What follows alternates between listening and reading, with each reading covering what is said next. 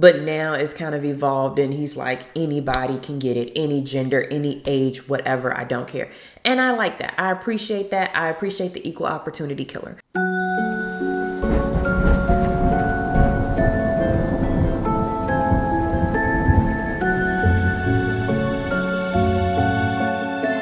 Hey everybody, it's me, Minu. Welcome to Minu's Mortuary, where I talk about all things horror. And today I want to talk about Terrifier 3. Now I know I've not done Terrifier 2 or Terrifier 1 or All Hallows Eve because this is the fourth.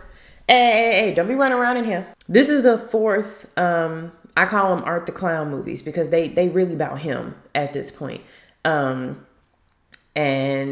because I want to talk about Terrifier 3 so bad, I thought about talking about all of the movies in one video. And then I was like, that would be too long and I don't have time to edit all of this. My last video took me 8 hours to edit. And I ain't got no mo in me for stuff like that. So even though I always try to make these videos short and they never come out short, I'm just going to talk about Terrifier 3. Now, I will give you the context of the previous movies.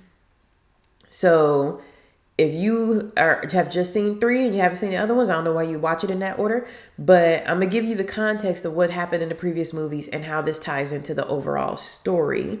So if there are any questions as I'm going through the story, I will tell you what happened in previous movies. But first off, I want to start off with like a spoiler-free recap of the movie. Very quick. I uploaded this on my Facebook page for Minu's Mortuary. So it's not going to take me long to tell you what happens because really, the only thing that happens in Terrifier 3 is Art has fun on Christmas. And it's either, I don't even know, do they actually make it to the Christmas day or not? I don't even know. But Art has fun on Christmas instead of Halloween for some random reason. I don't know why. It's Christmas time now and that's when he decided that he wants to do what he wants to do. Art's never going to tell you why he does what he needs to do. He don't talk. And he's just having fun. He's just having a bloody good time. And that's really what the movie is. They do try to give you like an actual like plot of like, oh, let's connect some stuff here and there and like all of that. And I'm like, but this is about Art. This is Art's movie. Art is the main character. He been the main character, but he really the main character. I feel like too, just because of what I've seen in previous movies, Art knows that he's in a horror movie.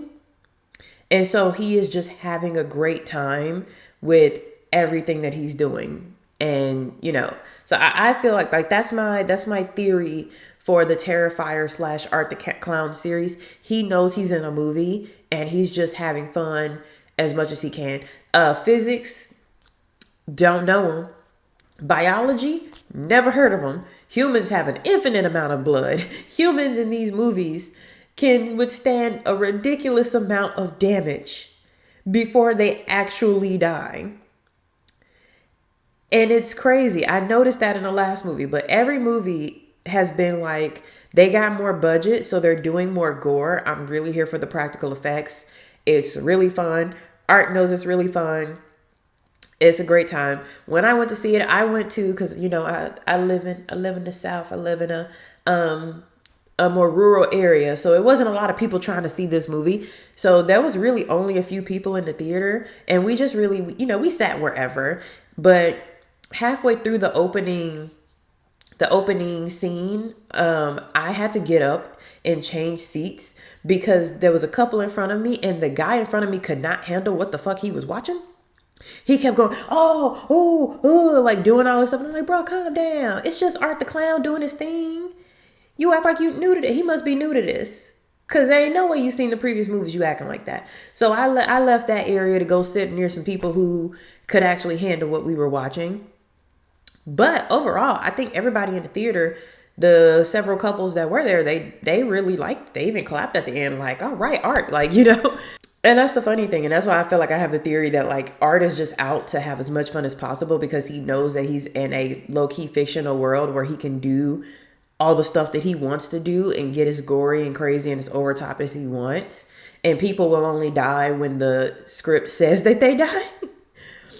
So he gets to just go a lot further than he could in the real world. And so I feel like the evolution of art in these movies, he's gone from being this kind of scary supernatural force, similar to when you think about how Freddy Krueger was presented in the very first Nightmare on Elm Street. He went from being scary and mysterious to being like, this guy's got a lot of personality, he's really funny, and you kind of just want to see what he does, and you don't really care about the bodies in his way. So that's really what happens, and I enjoyed it. I love body horror.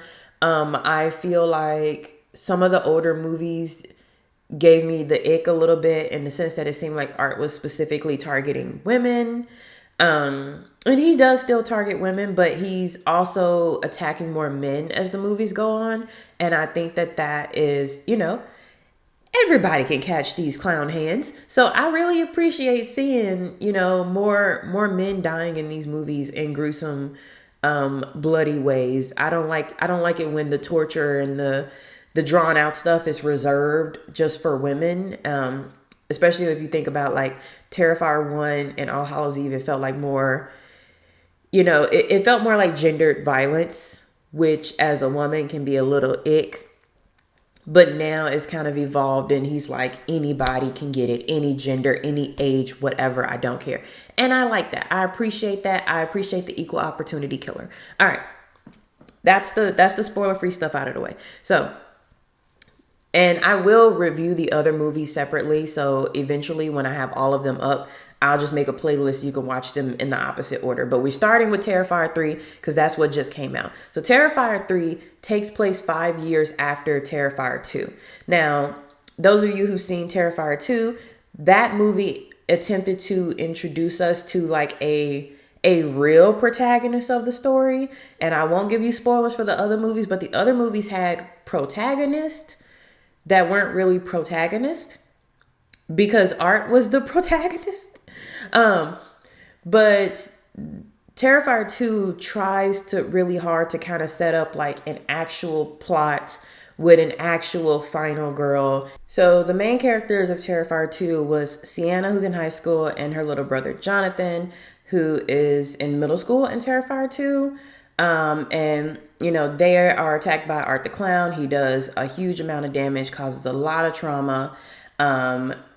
Prior to Terrifier 2, Sienna and Jonathan had lost their father, so they just had their mother at that point. But Art the Clown, he killed their mother as well. So fast forward 5 years later, we see the aftermath of what happened. In the sense of Sienna did technically defeat Art the Clown by cutting off his head.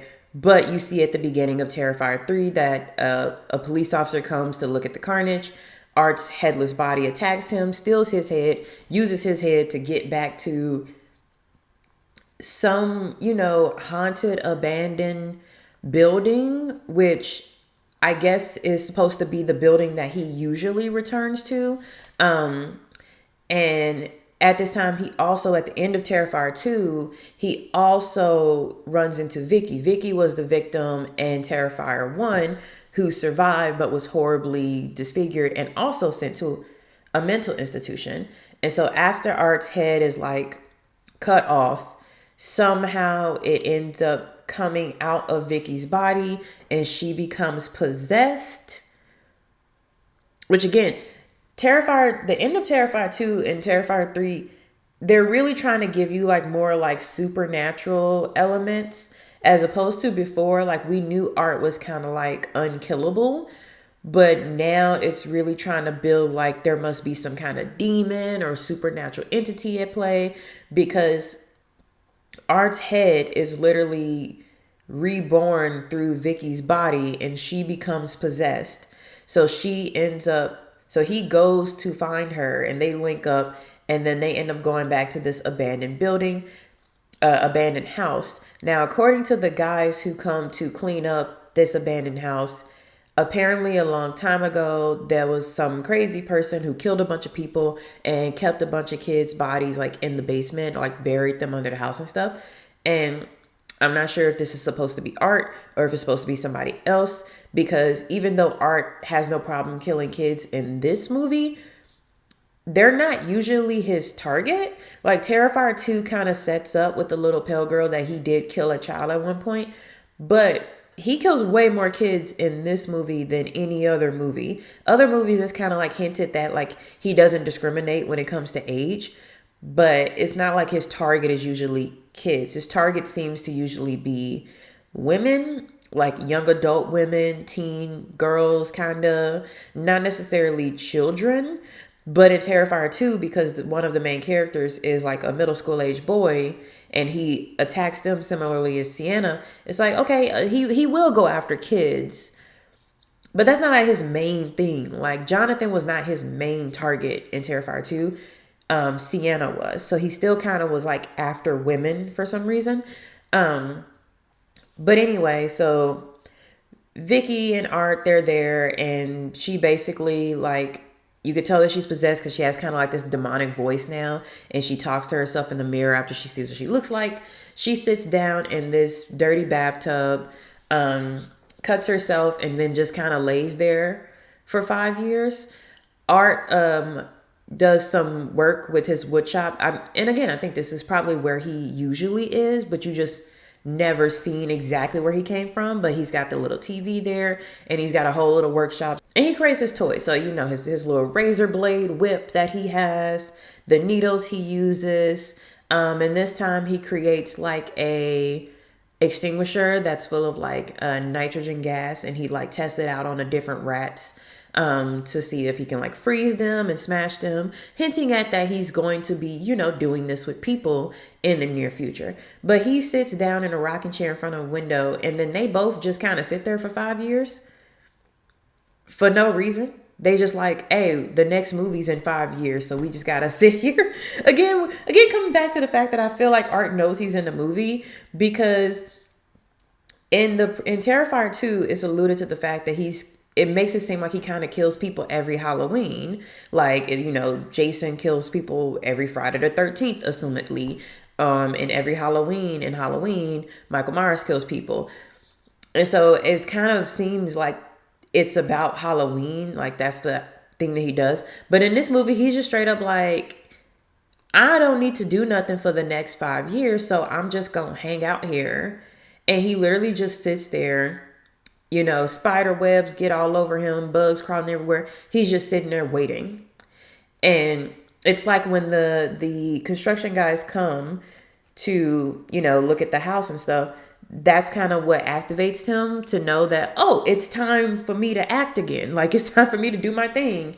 And he ends up killing them. And then, you know, him and Vicky, after they kill those guys, him and Vicky leave to go do their thing. So that's what Art does. And that's the thing about Art that's like really interesting, is because he could have just went to different places. He could have kept killing every single year. It could have been a thing of like every Halloween, you know, everybody's scared now because this killer is just unstoppable and he just keeps coming after people. But no, for 5 years, he just does nothing. Probably because he knows that the story does not need him to do anything. He can literally just wait. And also too, after the end of Terrifier 2, Sienna goes into a mental hospital. Apparently because Art's body disappeared, people have a hard time believing that he was the real killer of it. Because most of the time in these movies, no one ever survives long enough to tell people what happened. Like, even with Vicky, like, people think that she's like crazy. So even though she was a victim of Art the Clown that survived, people think that she's crazy.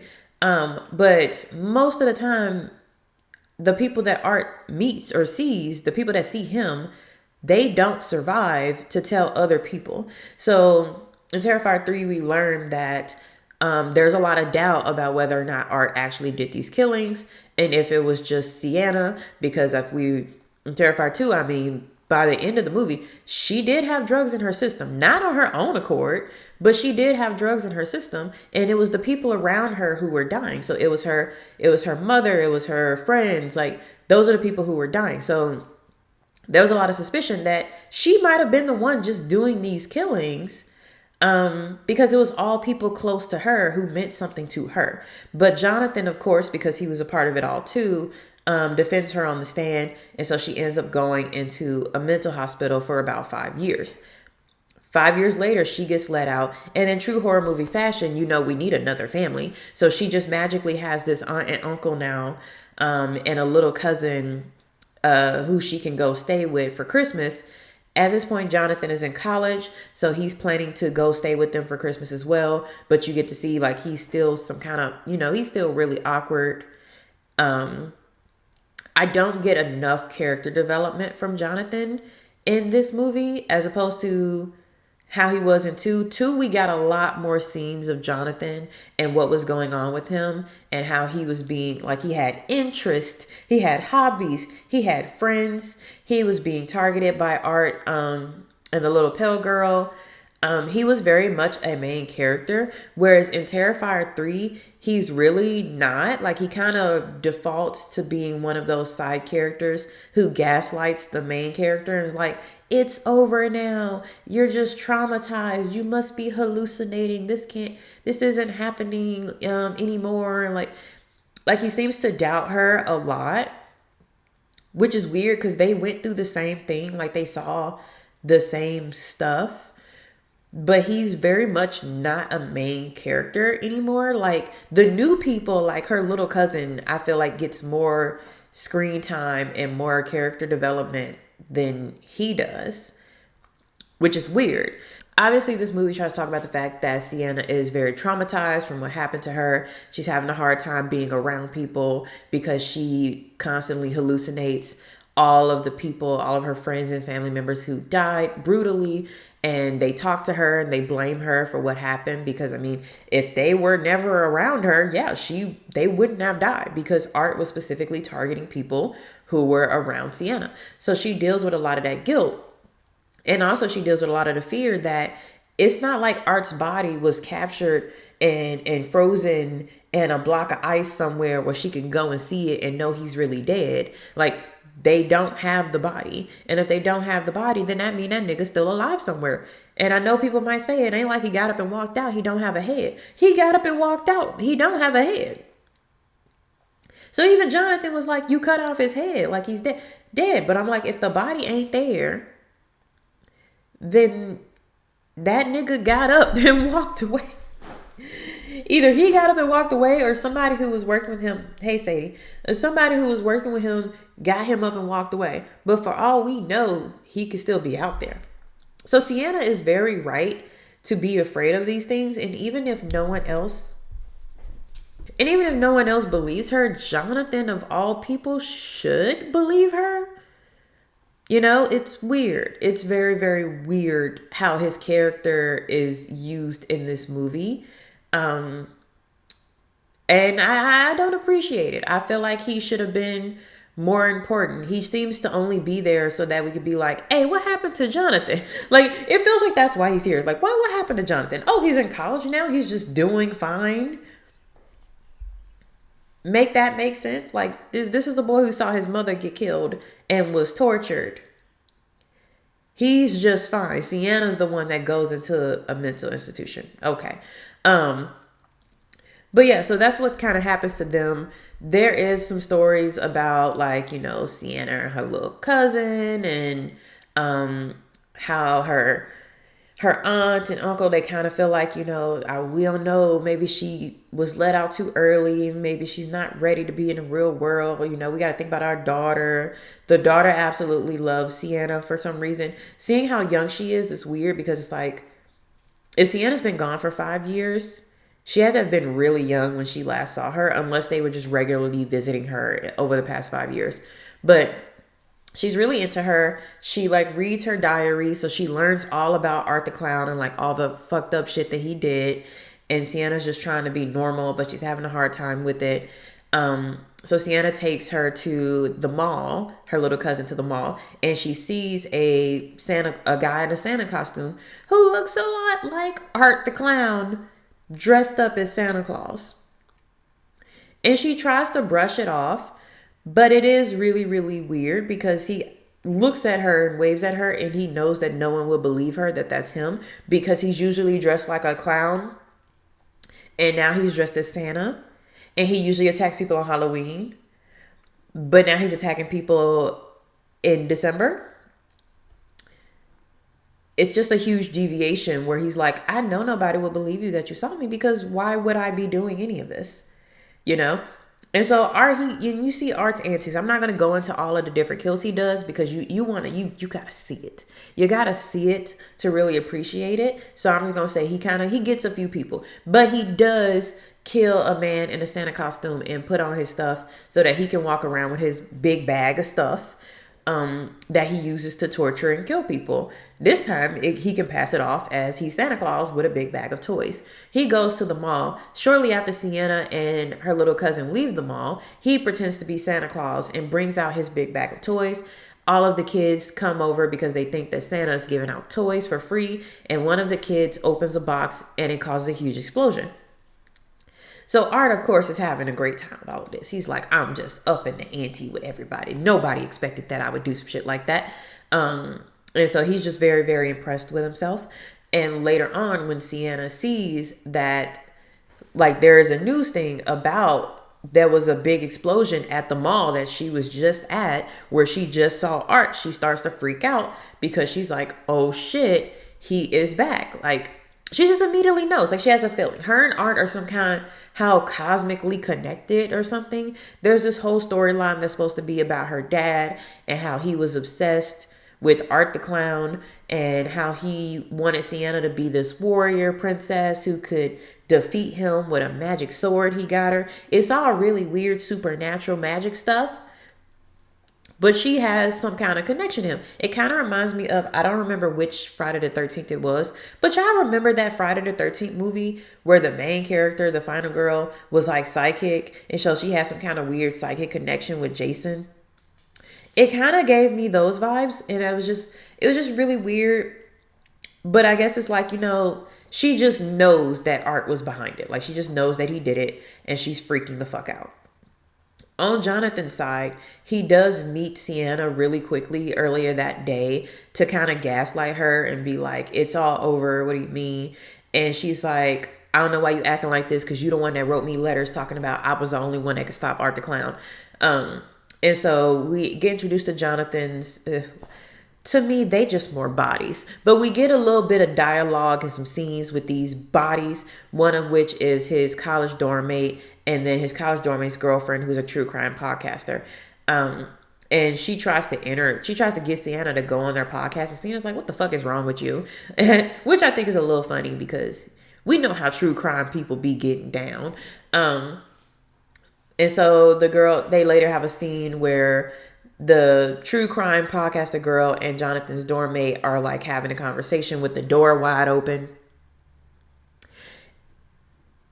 Usually I'd be surprised and suspect and be like, why is the door wide open? And y'all like having a whole conversation and you're about to have sex. But having gone to college, the doors just be open. They be unlocked. People leave their keys right by the unlocked open door. They don't care.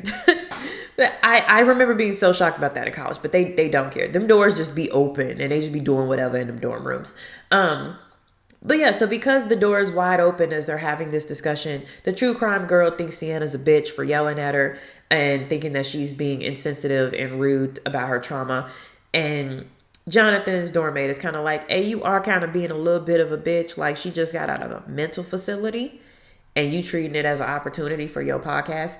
But then the girl goes on this monologue about how she just really wants to know what Art the Clown was like. And she wants to look into his eyes and see pure evil and all of this shit. Like, she getting turned on at the idea of there being this serial killer who brutalizes women. And let's be real, some of y'all be like that. Some of y'all be like that. Some of y'all be writing letters to these men after they do all that crazy nonsense because you think they got a nice jawline and all of a sudden you want to change him or you want to have an encounter with danger. People be doing that. So I thought that it was really realistic for her to be saying all that stupid shit, especially because it seems like Art the Clown is like her favorite serial killer or something to talk about on her podcast. And I think we do get to listen to part of the podcast at one point where there is still like a lot of talk about like, hey, maybe Sienna did it. Maybe she just crazy. It's not like they ever caught the guy. Even though there was reports throughout the previous movies where people have said that there was a guy dressed like a clown killing people. I don't even know where they got them reports from. But people kind of know. But there's this weird thing where it's like people, not enough people know for them to believe her. Anyway, so Art the Clown's walking by. He hears it. He's laughing. He's like, okay, like he's getting ideas about what he wants to do to these two. And later on, as they are the only two people having sex in a shower, I don't get how it's just those two, but there's just those two having sex in a shower. Art shows up and he kills them both. And I won't go into all the details, but there is a scene where as the girl should have been dead but somehow still alive, sitting there, he like takes off his glasses and he like looks her directly in the eye, because he's like, hey, you wanted to look evil in the eye, here I am, which I thought was funny. And I thought the kills were really, really good too. But again, biology who? There's an infinite amount of blood in our bodies, apparently. Like we could just be like pieces where you just take us apart and we still be alive for some reason. But I thought that they were very brutal. I thought that they were very detailed. I thought that they were very well done, because it did feel less like a gendered sexual violence and more like a equal opportunity violence. I will say that. But anyway, their bodies. I don't care about them that much. I just want to see how Art was going to kill them, because that at this point, this is really what you're here for. You want to see how he's going to kill everybody. But all of this culminates in Sienna's uncle agreeing to go pick up Jonathan from school, because Sienna says that he's in danger because Art is back and you need to go get him. So he leaves to go get Jonathan, and there's a scene where he pulls up to where, and he calls Jonathan and he's like, hey, I'm outside. And Jonathan's like, you're outside where? I don't see you. And he's like, I'm where you told me to be. And then we cut away from that. But we already know that that's another fuckery, because apparently Art can manipulate, like he can like pretend to have someone else's voice and use the phone. And these are another thing I love about Art. One, he uses guns, which is hilarious. Because he ain't really the strongest guy. Like, he is not built like Michael Myers or Jason Voorhees, okay? So him using guns is hilarious. But also he uses cell phones. And whether it's him or it's like the possessed Vicky or the little pale girl, they use the fact that they can talk, even though he can't talk, to like call people and pretend to be other people.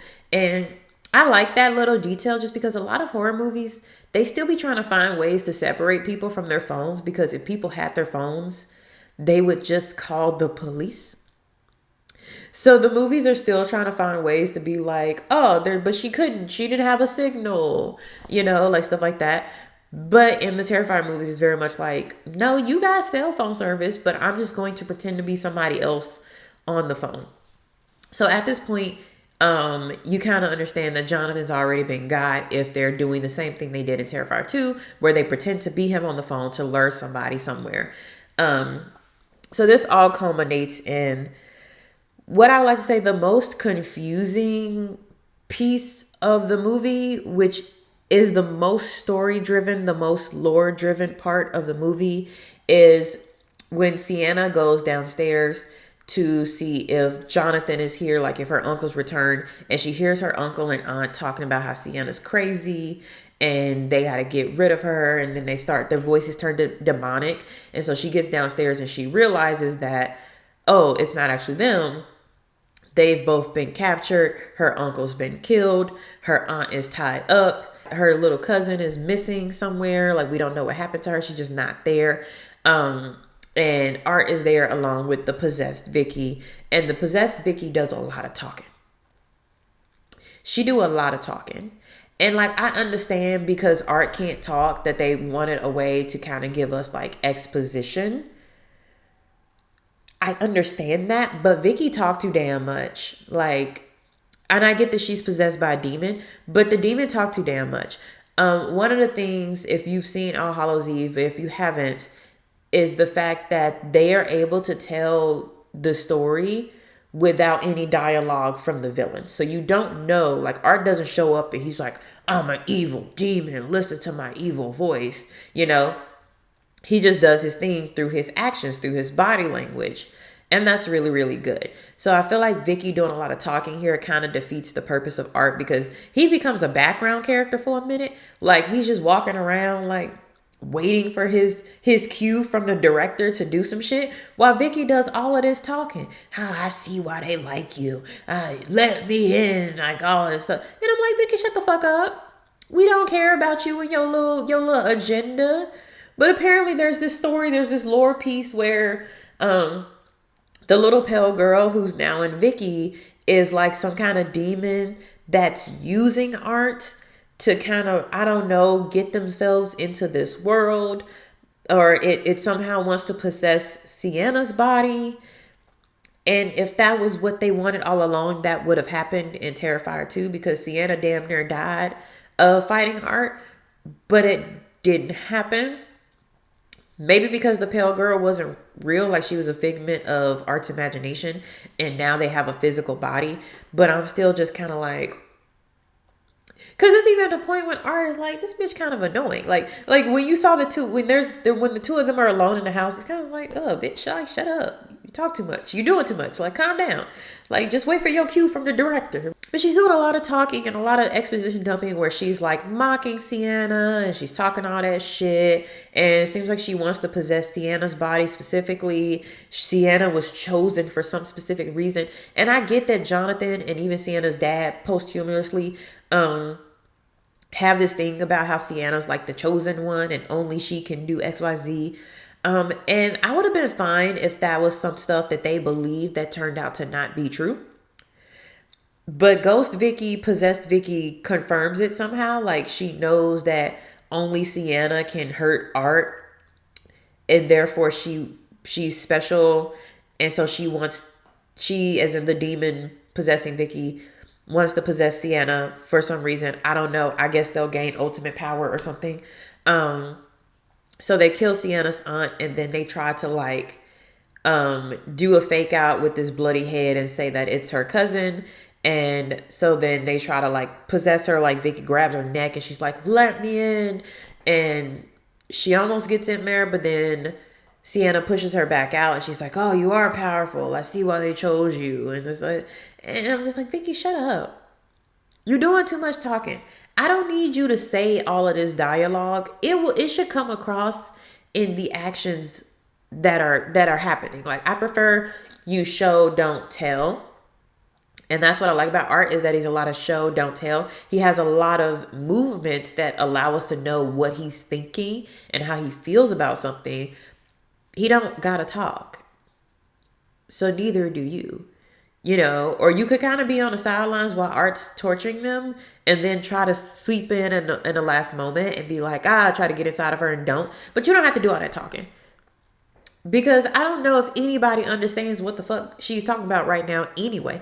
Like, Sienna probably has an inkling, because she's like, well, if I'm the only one that can defeat Art, I must be some kind of special. But her aunt don't know nothing about that. Her little cousin don't know what any of this is about. I mean, she read her diary, but still, like, what's all this? What's all this magic shit? Are they gonna have witches in Terrifier 4? Like, I don't know. Long story short, Jonathan is dead. The skull that they used to say was a little cousin was Jonathan. Obviously, the skull did not look like a little girl's skull, and the mom knew that wasn't her daughter. But it turns out to be Jonathan. I knew Jonathan was gonna die in this movie, and that's really unfortunate, because the best part about Art in his movies is that you don't always know, like, because he does not speak and he kills kind of random people. Like, the opening kills of the movie had nothing to do with nothing.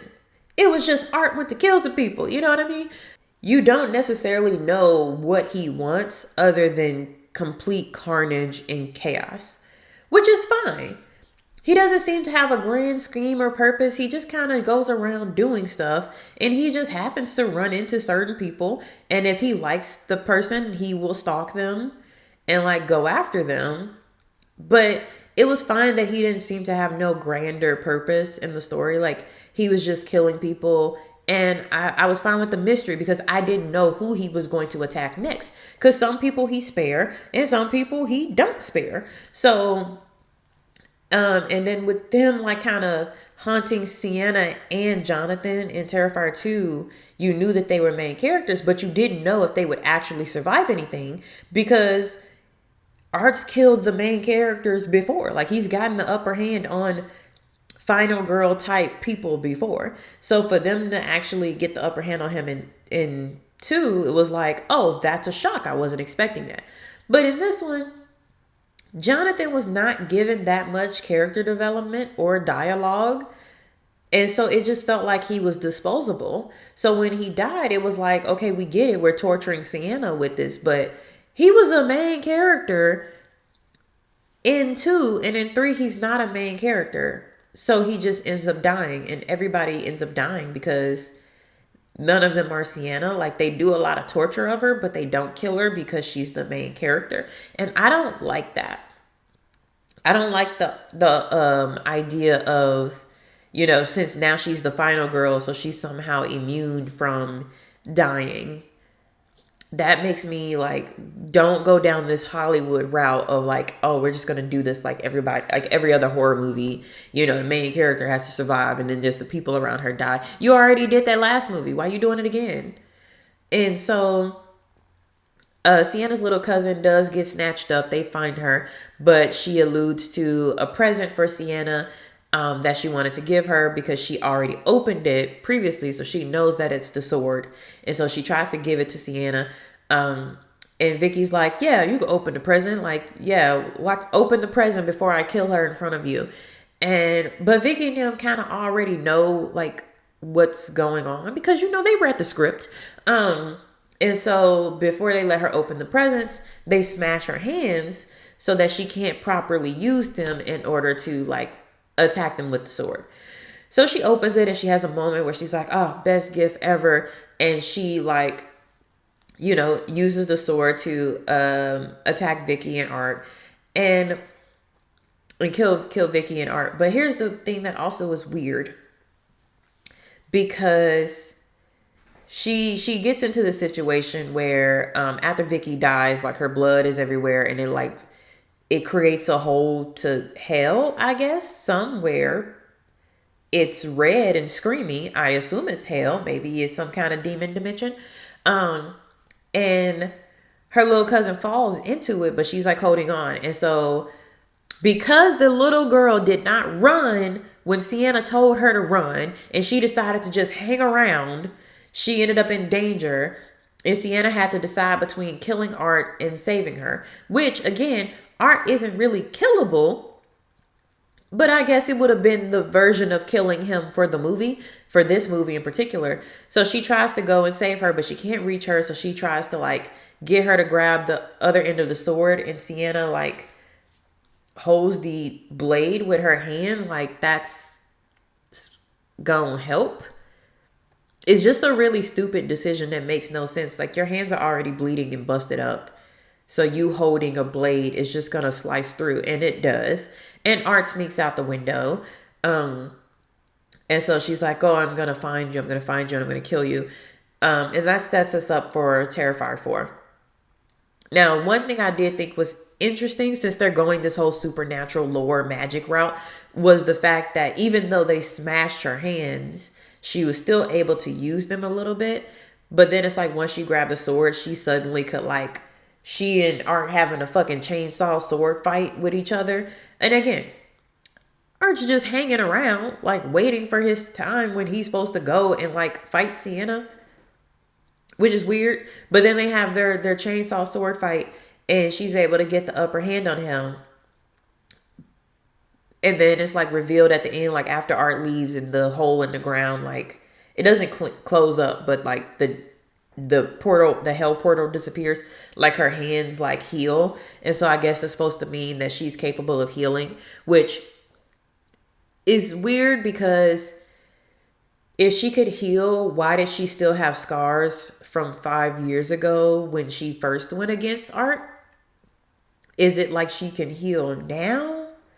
And why can she heal now, but she couldn't heal before if she was always the chosen one?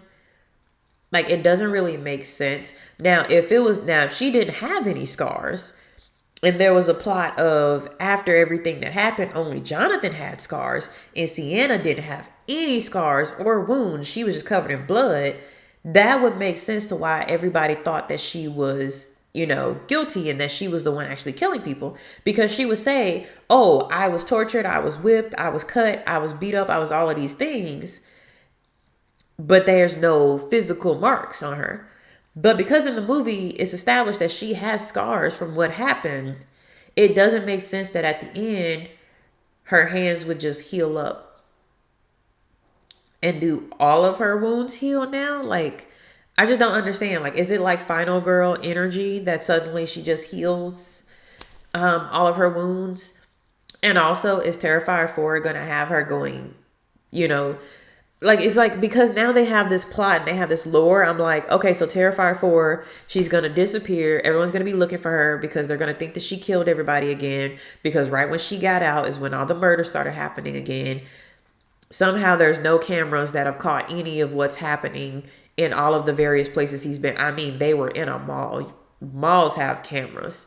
But somehow there's no evidence of anything Art did, and everybody thinks Sienna did it. So she's on the run. She's in hiding as she tries to track down Art. They may try to introduce some other character who kind of has relevance, at least until Sienna shows up.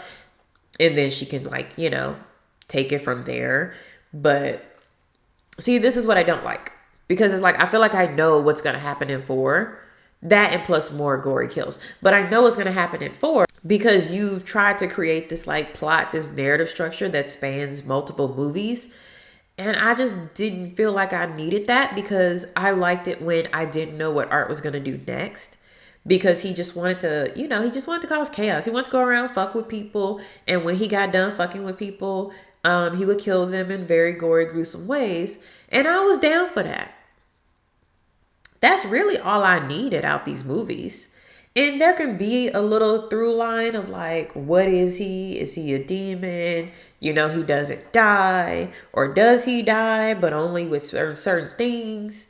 And leave us to put together the pieces. I did not need this much exposition from Vicky. I think even Art kind of was like, damn, bitch, shut up. I'm trying to get my chainsaw sword fight going on.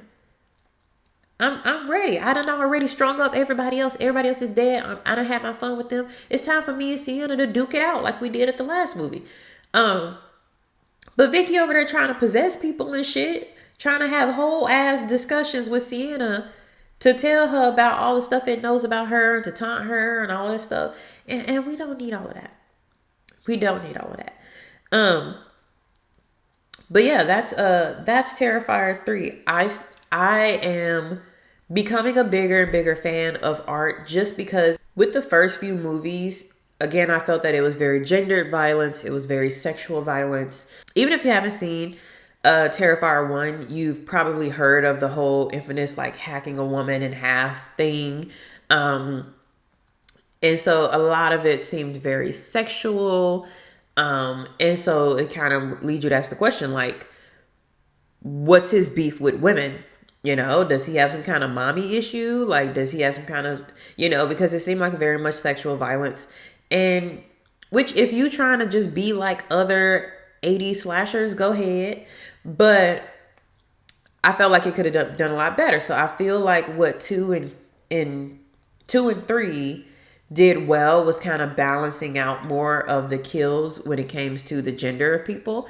He still is targeting a specific woman, but it seems that he is getting crueler when it comes to the men. Because it used to be the men would be killed very quickly, stab them, bunk them in the head, or kill them off screen.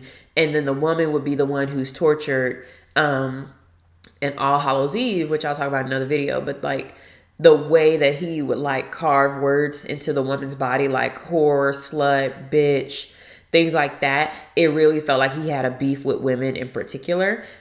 And I prefer a killer who is willing to have beef with anybody. I prefer a killer who is willing to be cruel and brutal with any gender of people. Any age too, that's a plus. especially for America, because we don't usually kill kids in our movies. But the kids part is a plus. But I just wanted the equal opportunity brutality, and that is what I felt that I gotten in the last couple movies. So I do like Art more now, and he has such personality. Like David Howard Thornton. I cannot pronounce his name properly because I'm so congested.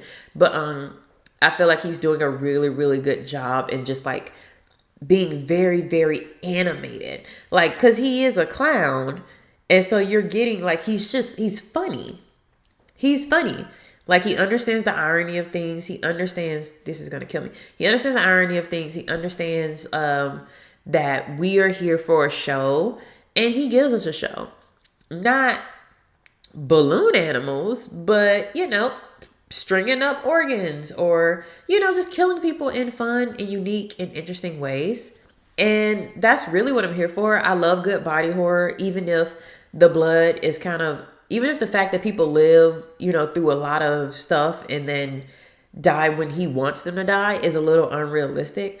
I'm here for all of the practical effects and how detailed they get with their kills. That's really, really fun. I like that we get to see more kills on screen. And like close-ups of like actual, like, you know, hacking into the head. Like, you actually see that.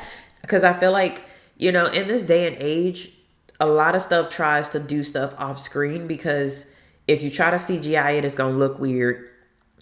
And, you know, I just appreciate them, you know, bringing back the practical stuff. And yes, if you are somebody who can't handle gore, this is not the movie for you. 90%, 95% of this movie is gore. It's blood and guts. If you can't do blood and guts, then yes, you one of them folks who walked out because you got sick. I, on the other hand, was eating that shit up. I had popcorn. I had nachos. I had extra nacho cheese for my popcorn. I was eating and having a great time with the movie. Because it is fun. It's fun to see the unique kills. That was what I loved about the 80s slashers, was because it was like, how are you going to kill people this time? Like, what weapon are you going to randomly find that's going to become your weapon of the movie that is going to allow us to get unique kills and practical effects and things like that? And that's what I feel that Art is giving us. But yeah, like I said, I think he knows that he's in a movie. And he knows that his whole purpose is to give us a show. He knows when to sit down and just wait a minute. And he knows when to, you know, look at the camera and wave because he knows what's going on. And I don't know, maybe somewhere in hell he's getting like points or credits for all the people he kills or how creative his kills are. I wouldn't be surprised if he was living life like a video game and he was stacking up them combos. But yeah, no, again, I talked for way too long for this. But yeah, like, I really enjoyed it. I do think that them trying to have a plot is doing a little too much. But from what I've seen, they're saying that Terrifier 4 will be the last movie. So I'm okay with them setting up a plot and then finishing a plot in the next movie, as opposed to it going on and on and on and on and on. And the writers getting fatigued and having to find new ways to make Art interesting. Because he's interesting on his own. He doesn't need a demon sidekick to be funny and entertaining. But that also doesn't mean that he needs to have multiple movie after movie after movie after movie. Like, there don't need to be 14 fucking movies and remakes of Art the Clown. We don't need that. So I am all for capping it at 4 and letting him just have that legacy of those 5 movies when you include All Hallows Eve. So anyway, that was my review of Terrifier 3. I hope I gave you enough detail. I feel like sometimes I don't give enough detail and then people are kind of like, you know, or I don't fully recap the movie and people are kind of like, oh, I need a recap. I need to know what happens. So that's what happens. Art fucks up shit. Sienna has kind of a plot development. Jonathan dies. And Terrifier 4 will be Sienna's last battle against Art the Clown. That's the quick and dirty of it. All right. If you like this video, be sure to like this video. Follow me on Facebook at Minu's Mortuary. I'm also going to link my Discord and my Instagram in the comments. If you want to, you can also buy me a coffee because I have coffee. And yeah, let me know what you thought of this movie. Let me know if there was anything that showed up in Terrifier 3 that I might have missed the connections between that and the previous movies. But yeah, just talk your shit, comment down below. Like, maybe you thought that this was trash and you hated it. And I want to hear about that too. Let's have a discussion. All right, so I'll see you guys in the next video. Bye.